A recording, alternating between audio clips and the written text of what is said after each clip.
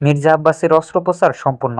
বিস্তারিত অবশ্য জানতে হলে ভিডিওটি সম্পূর্ণ দেখতে হবে। মির্জা আব্বাসের বিএনপির স্থায়ী কমিটির সদস্য মির্জা আব্বাসের মস্তিষ্কে অস্ত্রোপচার সম্পূর্ণ হয়েছে। শুক্রবার 13 মার্চ বিকেলে রাজধানী আবারকের হাসপাতালে তার অস্ত্রোপচার সম্পূর্ণ হয়। তথ্যটি নিশ্চিত করে বিএনপি স্বাস্থ্য বিষয়ক সম্পাদক ডক্টর রফিকুল ইসলাম বলেন, বিশেষজ্ঞ চিকিৎসকদের নিয়ে গঠিত মেডিকেল বোর্ড সবকিছুই পর্যালোচনা করে তারপর মস্তিষ্কে অস্ত্রোপচারের সিদ্ধান্ত নেয়। সেই অনুযায়ী তার অপারেশন সম্পন্ন হয়েছে। তিনি বলেন, সকালে ওনার মির্জা আব্বাসের সিটি স্ক্যান করা হয়েছিল। সেই রিপোর্ট অবস্থায় অবনতি দেখা দিলে দ্রুত একটি ভার্চুয়াল মেডিকেল বোর্ড বসে এবং সবকিছু পর্যালোচনা করে এ অস্ত্রোপচার সিদ্ধান্ত নেয়। এ বিষয়ে পরিবারের সদস্যদের সম্মতিও নেওয়া হয়েছে।